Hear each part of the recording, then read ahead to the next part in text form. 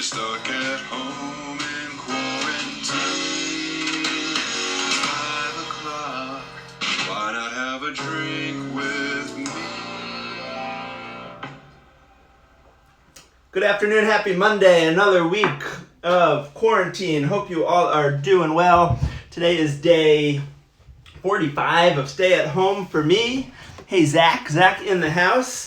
And I'm excited Zach is in the house this evening because we are going to be having a classic New Orleans cocktail, which I first had at its home base in New Orleans with Zach and a wonderful trip that we took down there about 2 years ago to New Orleans called the Vieux Carré.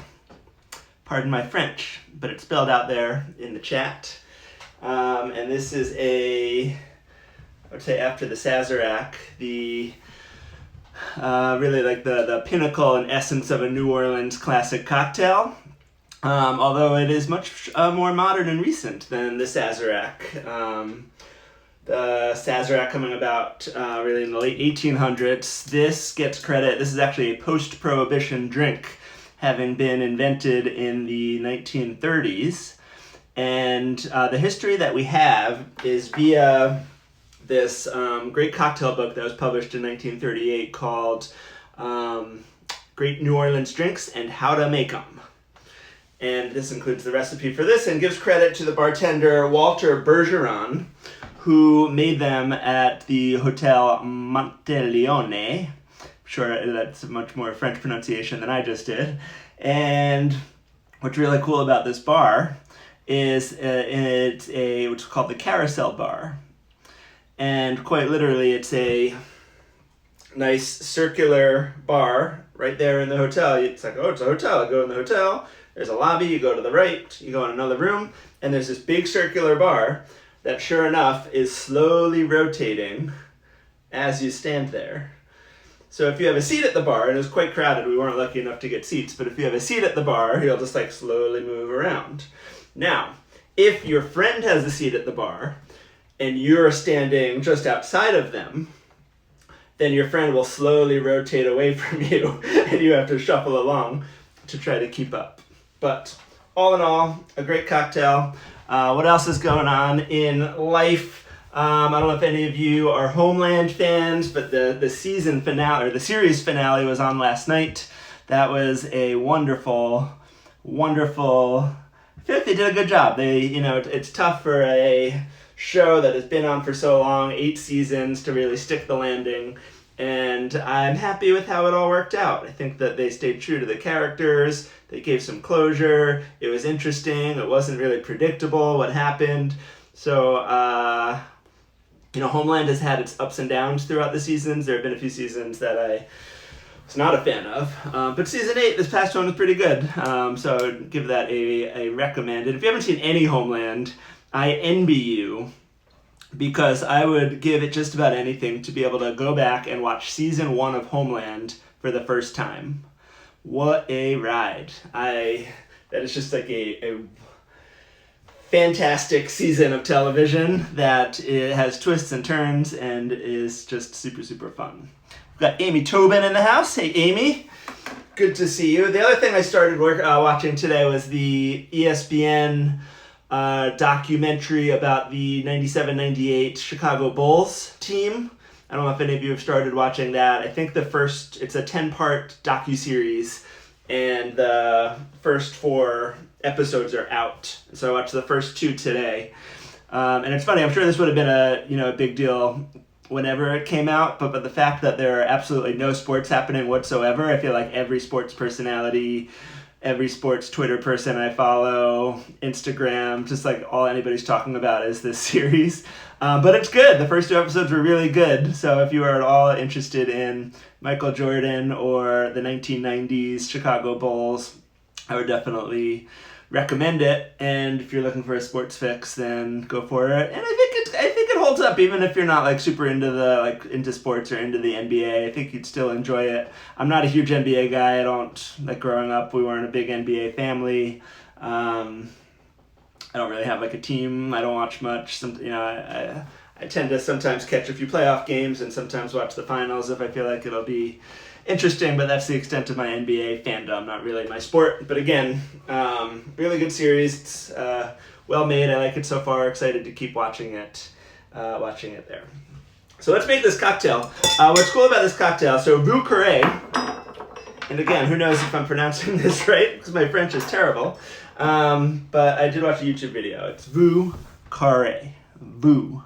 I used to say view, like the view out the window, but I think it's really Vieux. But that's the extent of my French pronunciation lessons. You all might know. Sounds French. It is. And so it literally translates to the Old Square. And really what it's referring to is the French Quarter in New Orleans.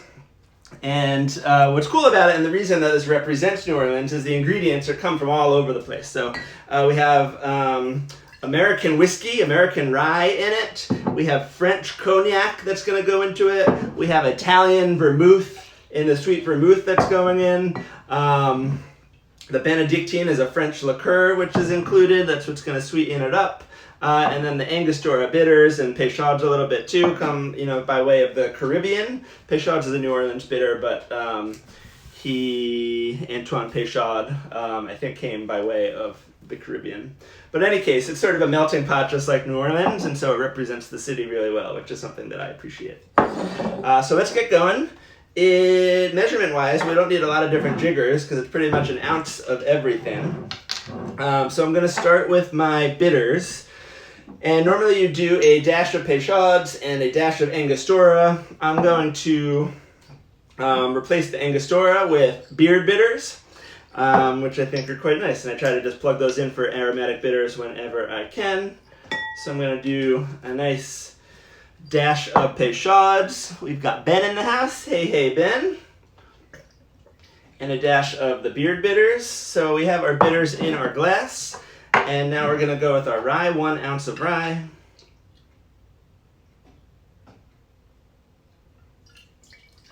And then we're going to take 1 ounce of cognac.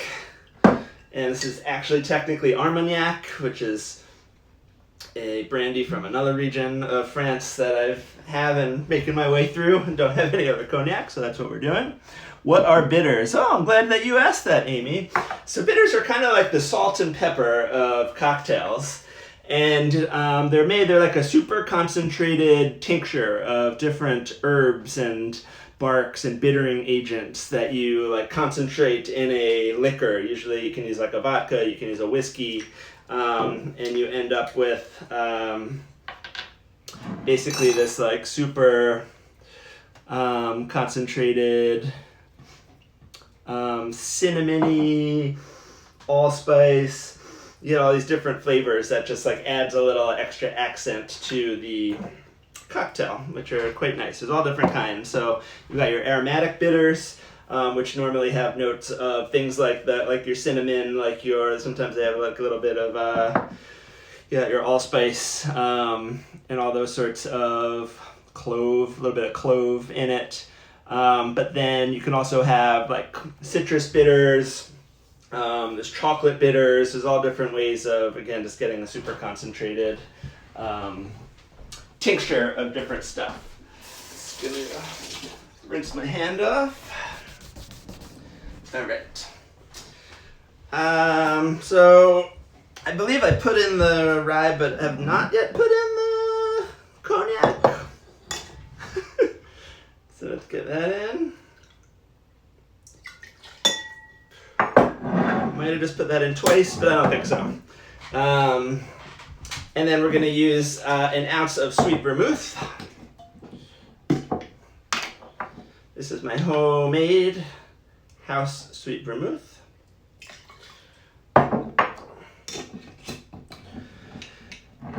And then this is really like a powerful, spirit-forward, boozy drink.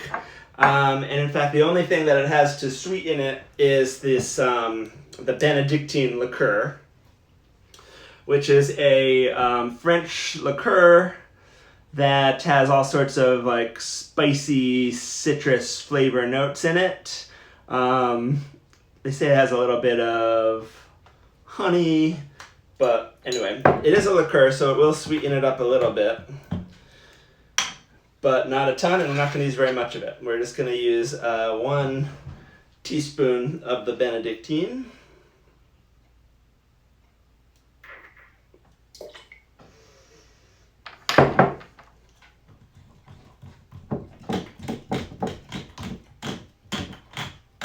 And that's it. Rye, cognac, sweet vermouth, 2 types of bitters, and the Benedictine.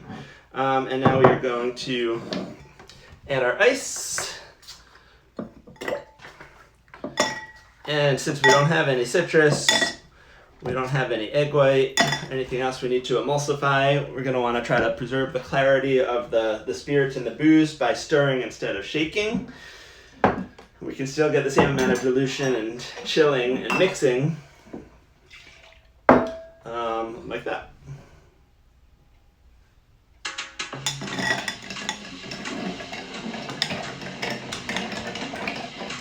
Elise in the house. Hello, Elise.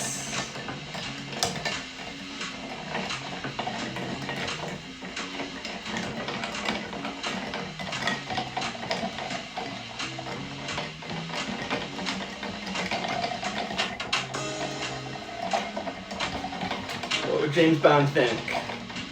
I know, James Bond and Stanley Tucci are on the cocktail naughty list.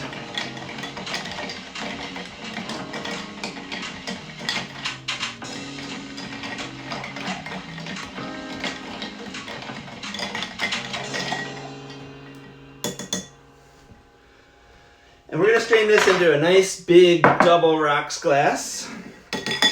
And this isn't going to get strained onto any new ice or anything. It's just served up like so. And we're going to garnish with a lemon peel.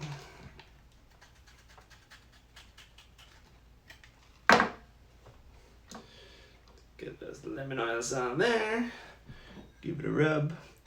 Give it a rub. James Bond isn't French. Fact. Give it a whack. Throw it in there. And here we have the Vieux Carré. Give this a taste. Lemony.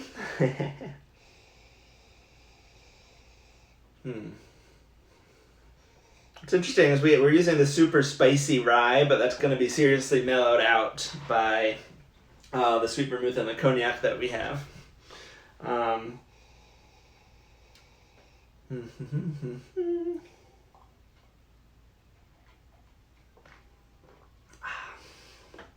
right.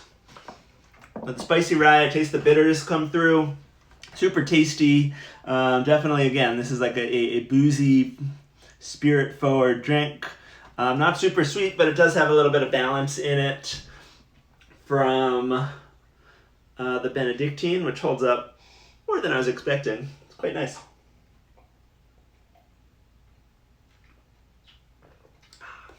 And if you want to simulate a carousel bar at home, just as you're drinking this, slowly rotate around the perimeter of whatever room that you're in. And then by the time you get all the way around to where you started, you should be done with your drink. That's how to pace yourself.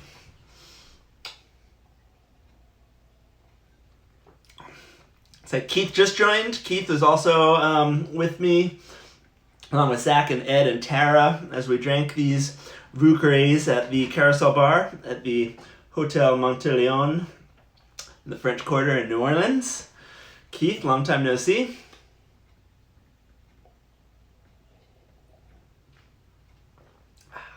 This is better than I remember it. I think that the Armagnac that I'm using is has a little bit of natural sweetness to it and really just mellows it out. So this isn't, again, really I'm not getting punched in the face with the rye. And I think the sweet vermouth too really helps to bring a little bit of sweetness and brightness to it that you don't get in something like a Sazerac, which is just more like booze, booze, booze. This is much more mellowed down. It's really quite a good drink. I don't drink these enough.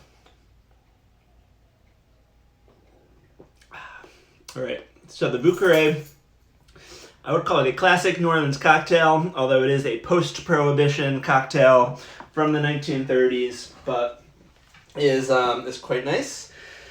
Otherwise, hope everybody is doing well on this Monday. Here it is a rainy, rainy Monday. And we will see you back here tomorrow for another installment of Tiki Tuesday. I hope you are ready with it. Don't miss it. And It's 5 o'clock. Why not have a drink with me? cheers, everyone. Have a great night.